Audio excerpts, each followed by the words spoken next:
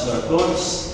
Amém. Amém. Vamos fazer a leitura da palavra de Deus para darmos continuidade ao estudo das Epístolas Gerais. No domingo passado estudamos Hebreus, Tiago, 1 Pedro e 2 Pedro, né? Isso. Hoje vamos estudar as 3 epístolas de João e a epístola de Judas. Então peço que os irmãos abram na primeira epístola do apóstolo João, capítulo 1.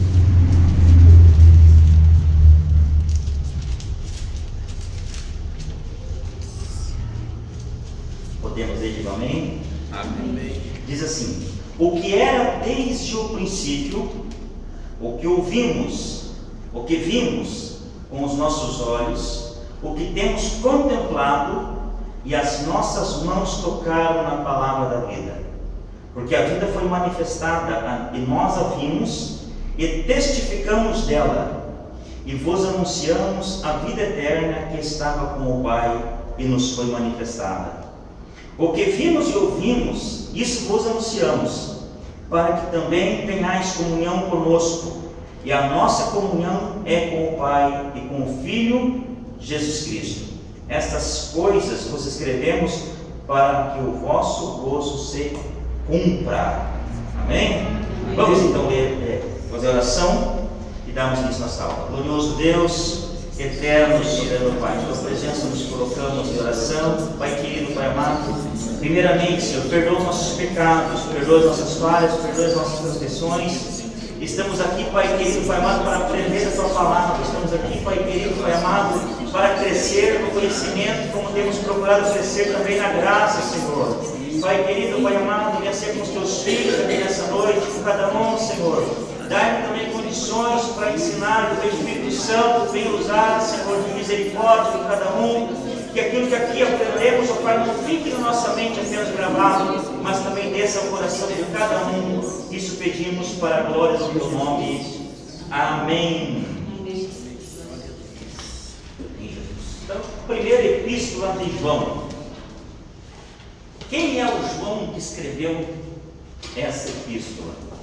Amém? Então, quem é o João que escreveu as 3 epístolas? Esse João que escreveu a epístola, irmãos, é claro que é o João que escreveu também o Evangelho. Você vai ver muita coisa que tem na primeira epístola de João, também escrito lá no Evangelho. Então, textos parecidos. E quem era esse João? Era o João, irmão de Tiago, um homem chamado de Filho do Trovão por Jesus, pelo seu comportamento ali impetuoso, né? Um homem meio ali, algumas vezes nervoso, outras vezes ambicioso. Aí você vê uma pessoa que tinha todas essas características a ponto que nós pensamos negativo, e o Espírito Santo transformar tanto a ponto de ele ser chamado de apóstolo do amor, né? E quando ele escreve com um amor de pai para filhos, de filhinhos, essas coisas vos escrevi, não é isso? Amados, né? Ou um mandamento tem: amai-vos uns aos outros. Então, um homem cheio de amor que só o Espírito Santo pode produzir na nossa vida, não é isso? O propósito e a data da carta, ou da primeira epístola de João, escrever essa carta era o mesmo de Pedro e Judas, isto é, combater os falsos ensinos e a indisciplina na igreja. Estamos indo falando desde o início, desde quando a irmã Marlene começou conosco aqui nas epístolas paulinas, né? Que havia muitas heresias entrando aí na igreja, não é isso? Muitos ensinadores, falsos mestres e falsos profetas se infiltrando. Problema na igreja, irmãos, vão ver quando formos estudar uma das próximas cartas de João, que tinha problema de disputa de poder dentro da igreja, poder também que tinha disputa lá dentro da igreja de Corinto, não é isso? Então, às vezes eu e você vamos orar e falar: Senhor, precisamos voltar como era a igreja primitiva, não é isso, irmã Maria? Ô Senhor, aquela comunhão que tinha na igreja primitiva, como eram os crentes da igreja primitiva, e esquecemos, né, irmãos, que a igreja primitiva tinha tantos problemas como tem a nossa igreja hoje, não é isso, irmã Doce? Concorda ou não? Então os problemas não são novos, né? Eles vêm desde quando a igreja começou. Então, problemas que a igreja enfrentou aí, o inimigo tentando derrubar a igreja, infiltrando falsos ensinadores, e também as perseguições que haviam. Ela foi escrita provavelmente entre 79 e 80. João escrevia agora para uma segunda geração de crentes, ou seja, os apóstolos já haviam morrido, não é isso? Os que foram testemunhas lá, os que conviveram com os apóstolos. Então agora tem uma nova geração de crentes e João precisa fortalecer a fé desses crentes também. Satanás, apesar de não haver perseguição declarada e aberta nessa época, Satanás atacava a igreja interiormente, iludindo o povo de Deus. Como testemunho dos milagres da crucificação, João, ele esteve com Jesus durante todo o ministério de Cristo. Ele viu o momento que Jesus está sendo crucificado. Ele é o último dos apóstolos que estava em volta ali, no ponto de Jesus olha para ele e diz assim, para Maria, mulher, eis aí teu filho, filho, eis aí tua mãe. Então ele presenciou tudo isso, ele presenciou a ressurreição de Cristo, ele presenciou ali os 40 dias que Jesus andou na terra ensinando, ele presenciou a assunção de Cristo, o momento que Jesus é levado aos céus, lá diante dos olhos dele no Monte das Oliveiras. Então ele era a pessoa mais capacitada para falar a respeito de Cristo e para combater essas heresias que estavam se filtrando na igreja. João estava em condição de refutar os ensinos falsos que vinham surgindo e mostrar que o amor do homem para com Deus pode ser visto na atitude daquele com o seu, ali é junto, tá? Com o seu amor, ok? Então você vai refletir ali Cristo quando você age com amor para com o seu próximo, amém? Então ser testemunha de Jesus não é só pregar a palavra dele e falar que você crê nele, não é isso? Como filho de Deus. Não é só isso, é você também praticar o amor, aí sim você vai estar sendo a verdadeira testemunha de Jesus. A origem e o autor. Impetuoso, filho do trovão. Impetuoso, irmãos, eu peguei aqui o significado da palavra, é aquele que tem ímpeto, que se move com rapidez e violência, que revela em seu comportamento ardor, violência, arrebatado, fogoso e veemente. Nós vamos lembrar desse veemente e impetuoso lá em Atos 2, quando o Espírito Santo desce, veio do céu um som como se fosse de um vento veemente e impetuoso. Assim era João também, tá? Ele era um homem impetuoso, chamado de filho do trovão por Jesus. O mesmo escritor do quarto evangelho, há cerca de 51, já falei, referências na epístola, que você vai encontrar também lá no evangelho que João escreveu, ok? Ele era um homem intolerante e ambicioso. Como assim intolerante?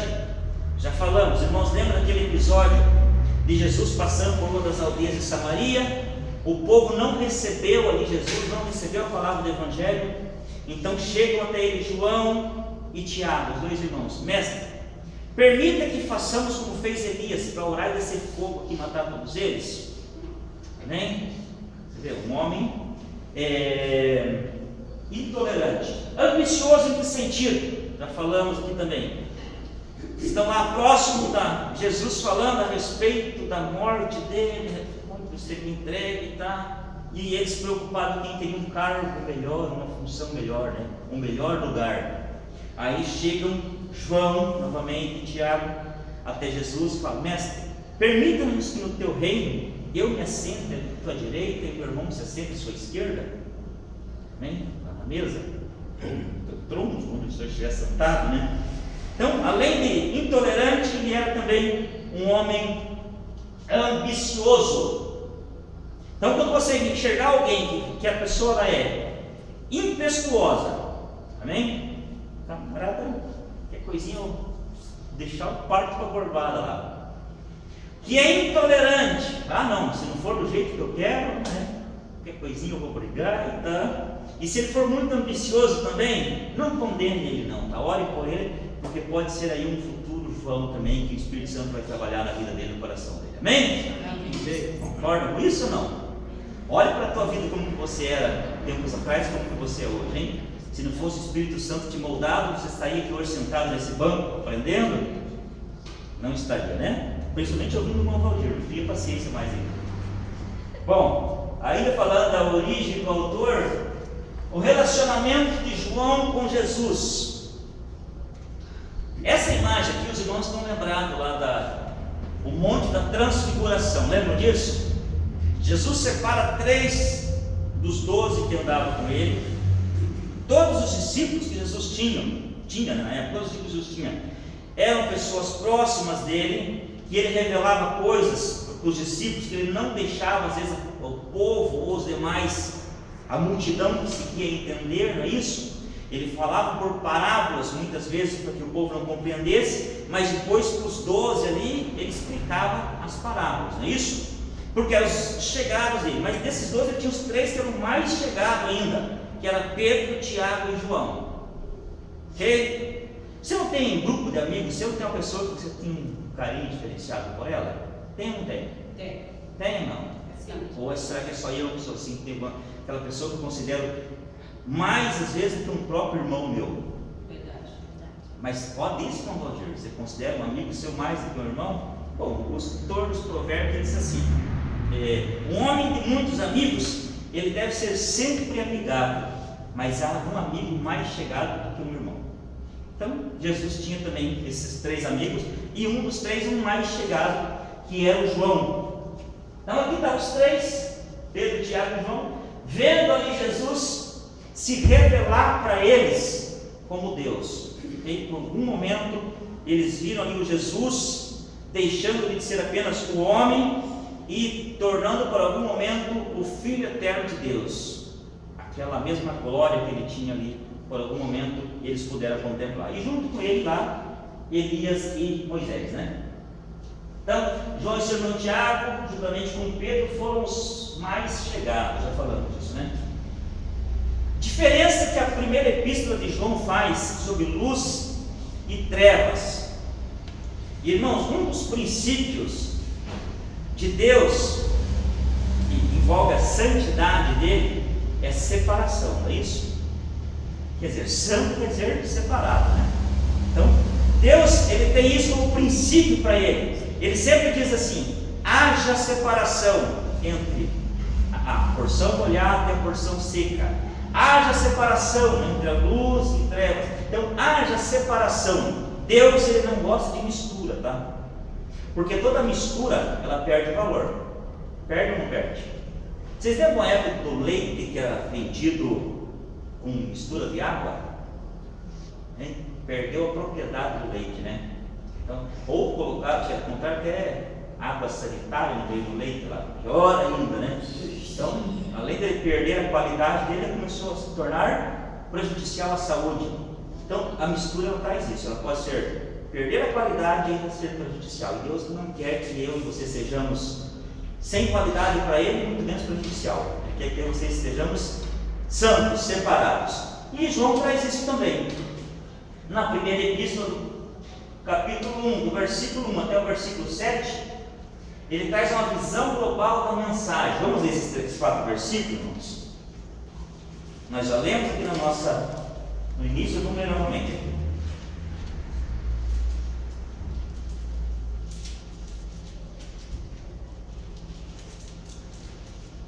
É o mesmo texto que nós lemos antes de fazer a oração.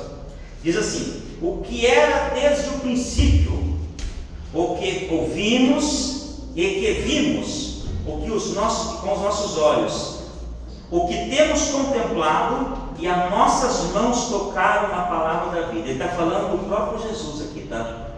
Ele está dizendo assim: o mesmo Jesus que era desde o princípio, nós ouvimos acerca dele.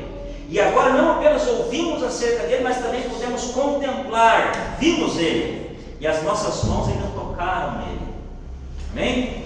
Porque a vida foi manifestada e nós vimos e testificamos nela, e nos anunciamos a vida eterna, que estava com o Pai e nos foi manifestada. Quer dizer assim, Jesus ele não passou de novo, né, a existir no nascimento ali através, usado pela Virgem Maria, não, né? Amém? Foi concebido ali pelo Espírito Santo. Não é a partir do homem Jesus, sim, mas o Filho de Deus desde a eternidade já existia. Amém? O que vimos e ouvimos, isso nós anunciamos, para que também tenhais comunhão conosco. E a nossa comunhão é com o Pai e com o seu Filho Jesus Cristo.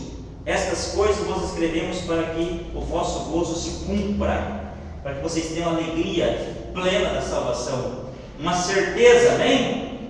Que o evangelho que eu estou pregando para vocês não é um evangelho que vocês tenham ouvido por aí, não, porque já havia lá os que estavam negando que Jesus era o Filho de Deus, que já estavam negando a ressurreição de Cristo, amém? Que estavam, o Jesus homem era um e o Jesus, o Deus era outro, não é isso? Eles falavam assim que ele passou a ser o Messias, essa era a pregação da época, ok? Que ele passou a ser o Messias no momento em que ele foi batizado lá por João Batista, que o Espírito Santo desceu e ungiu ele, que ele cumpriu o ministério como Messias, mas quando ele é morto na cruz, ele deixou de ser, ele passou a ser um homem comum. Essa era a mensagem que se pregava na época, amém?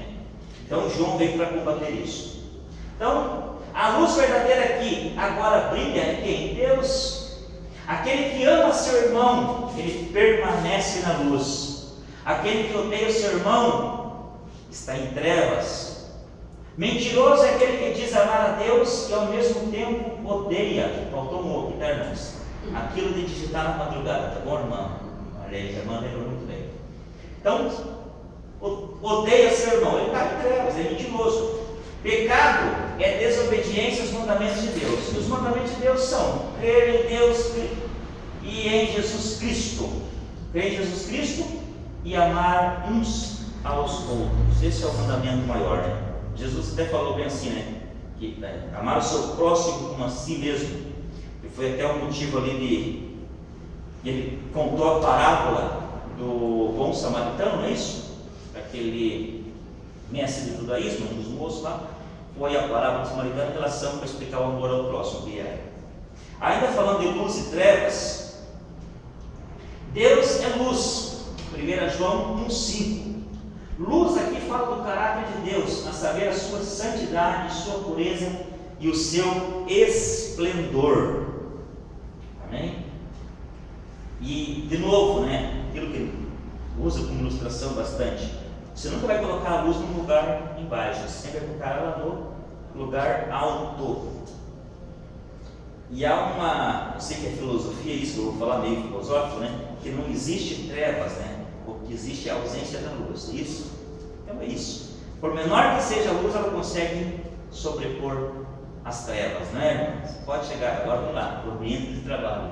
Pode ser o mais corrompido que seja o ambiente de trabalho, o mais corrompido que seja o local onde você vive, mas se você for luz naquele lugar, você vai resplandecer sobre todos eles. Amém?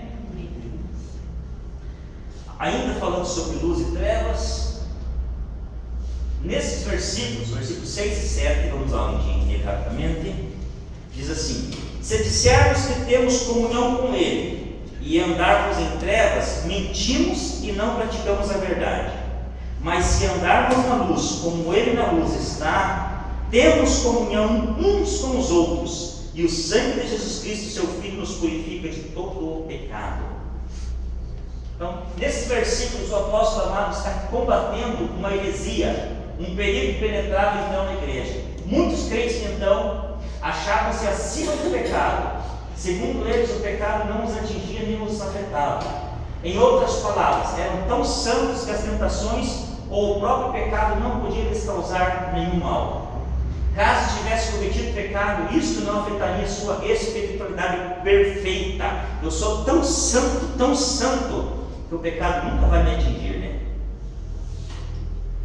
Tinha pessoas desse jeito naquela época, bem? Por isso que João escreve e diz assim, ó, filhinhos, né? Estas coisas eu vos escrevi para que não pequeis, no capítulo 2, versículo 1, né?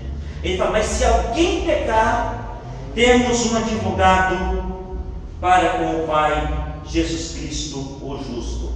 Então assim, é possível pecar, embora eu e você não estejamos mais escravos do pecado, não é isso? Uma coisa é eu pecar, outra é eu viver em pecado, não é isso? É uma diferença grande. Então assim, o pecado não tem poder sobre nós, não tem domínio. Não quer dizer que nós não vamos pecar também, não é isso? Porque, de novo, aqui habita as duas naturezas, não é isso? Amém? O velho, o Adão está aqui dentro ainda, o velho homem está aqui, vivo. Ok? Não está morto não, mas tentamos mortificar aquele tipo, ele continua vivo. Então, se eu descuidar, ele pode aflorar e voltar de novo à velha natureza, né? Então, os crentes dos dias de João pensavam que eles estavam imunes ao pecado. E João tem que escrever para eles: não, peraí, se esforce para permanecer na luz, porque o pecado ainda ronda, tá? Ele pode não ter domínio sobre vocês, mas se não se cuidar, vocês podem cair em pecado. Acautelai-vos dos anticristos. De novo, irmãos, João fala de muitos anticristos. Ele falou: ouviste falar do anticristo, e já muitos anticristos estão entre vós. Ou seja, ele fala do anticristo que virá lá no período da grande tribulação, né? Que nós vamos estudar lá, vamos estudar o livro de Apocalipse também com o irmão, vai dar escatologia, né, irmão? William. O irmão William, né? É para vir que dá estudos sobre escatologia. Então, tem o anticristo, mas havia muitos anticristos no período também de João. Anti quer dizer, na palavra grego, contra, oposto, aquele que está se opondo. Então, anticristo, aquele que se opõe a Cristo, ou que nega que Jesus é o Filho de Deus, também era um anticristo, ok? Isso é como nós podemos identificar ele. Isso é um dos sinais da última hora, que João disse assim: filhinhos, é já a última hora. O que ele quer dizer com última hora, irmãos? Ele quer dizer assim, que desde o momento em que Jesus subiu aos céus e falou que voltaria outra vez para nos buscar, né? E que os anjos disseram, da mesma forma como visto subir, ele também descerá, vocês verão ele descendo, começa então a última hora. Ok? A última hora o quê? Período da igreja que a qualquer momento vai se encerrar. Então nós não sabemos, vai se encerrar quando? Com o arrebatamento da igreja. Eu sei que tem irmãos que falam bem assim, vamos lá de novo, né? Às vezes até eu já soltei uma dessa. Se nos dias de João era a última hora, que minuto nós estamos agora, né, irmão? Ainda estamos na última hora, né? Se daqui 50 anos Jesus ainda não arrebatou a igreja, ainda estamos na última hora. Bom? Então não vamos colocar isso em tempo ou em minutos, né? Quer dizer que é o momento final da oportunidade que Deus está, que o Senhor está dando. Permanecer em Cristo, 1 João capítulo 3, do versículo 1 até o 10. O grande amor do Pai. Vamos ler, irmãos? Capítulo 3, versículo 1 até o versículo de número 6.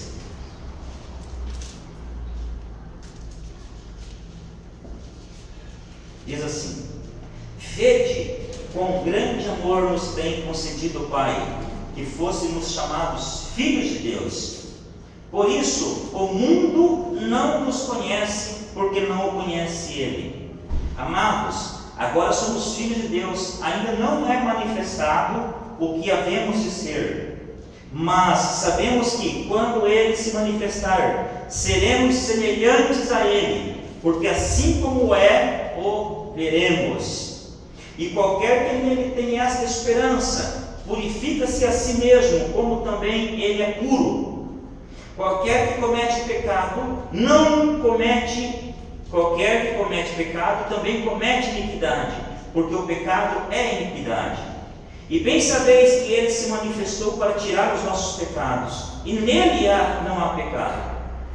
Porque qualquer que permanece nele não peca, qualquer que peca não ouviu nem o conheceu.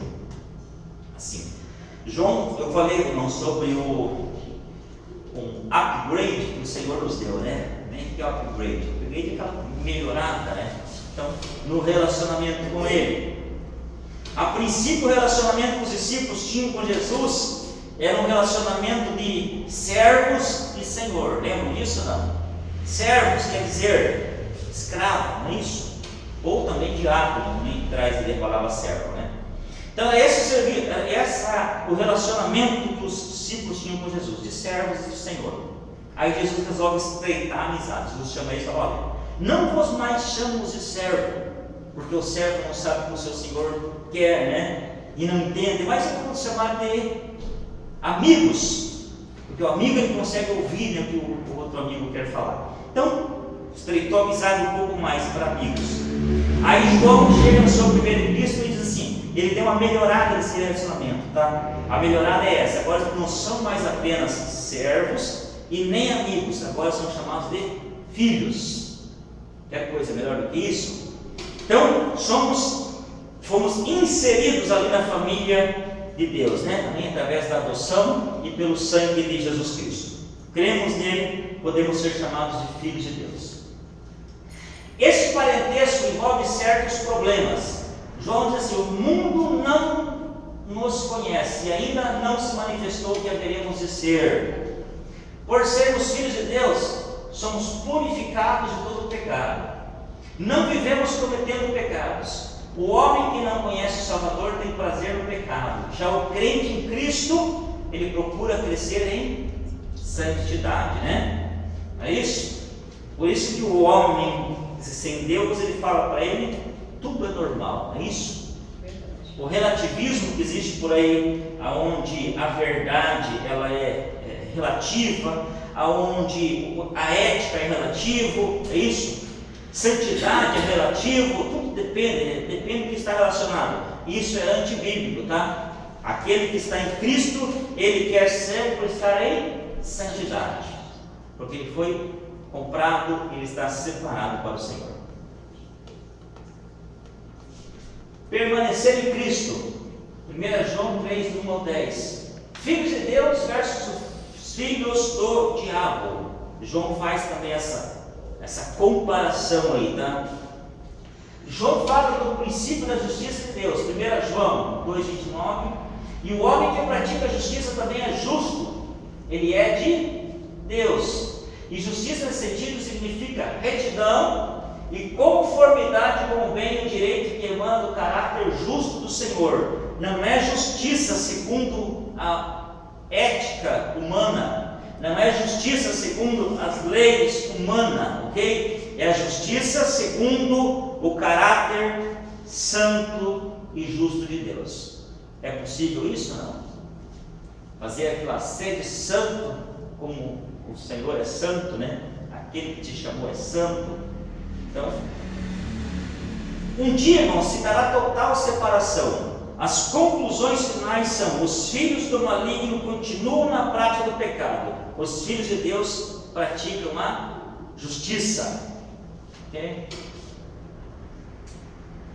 O homem sem Deus está sempre descendo espiritualmente, e o homem de Deus está sempre subindo, né? Amém? Digam amém, irmãos. Amém. Isso. Eu vou falando aqui, vai dando a canseira de vocês. Não é essa a intenção. Vamos lá. Lembrança da mensagem divina. 1 João 3, do 11 a 24. Ele diz assim: amemos uns aos outros. Está faltando isso na igreja, irmãos? Não? Não? Está faltando amor ou não? Hã? Quem acha que está faltando? Não está, né? Graças a Deus, né? Então tá. Em 1 João 2,24 está escrito: permaneça em vós o que ouviste desde o princípio. O que eles tinham ouvido desde o princípio? A resposta está em 3,11: que amemos-nos uns aos outros. Falamos que o assassino, ele é uma pessoa que mata outra a sangue frio, não é isso? A pessoa que é assassino, é um assassino. Ele matou fulano de tal, matou outro a sangue frio. Mas João apresenta outro tipo de assassino. Ele fala que o assassino é aquele que odeia o seu irmão. Bem, vamos ler 1 João 3,15, irmãos. Quem pode ler em voz alta para mim, por favor? Porque esta é a mensagem que ouviste desde o princípio, que nós amemos uns aos outros, não como Caim, que era do maligno. 3,15, irmão. Capítulo 3, versículo 15. Qualquer que aborreça seu irmão é homicida, e vós sabeis que nenhum homicida tem permanecente nele a vida eterna. Ora, minha versão assim: qualquer que odeie seu irmão é homicida, e vós sabeis que nenhum homicida tem vida eterna permanecendo nele. Então não é só matar a sangue frio. O homicida também é aquele que sente ódio pelo seu irmão. O irmão Cid tinha falado aí de Caim, que até eu coloquei aqui a ilustração, né? o homicídio, o primeiro homicídio que a Bíblia relata, um irmão matando o outro, por quê? Pura inveja, né? Só porque ele não suportava ver Deus recebendo ali as ofertas que o irmão dele apresentava e rejeitando a dele, né? Se ele tentasse imitar as atitudes de Abel, como será que seria a história, né? Se ele tivesse mudado o comportamento dele, se espelhado talvez ali em Abel, né? E não questionando apenas Deus por estar sendo rejeitado. Provai os espíritos. Vamos ler 1 João capítulo 4, versículos 1 e 2.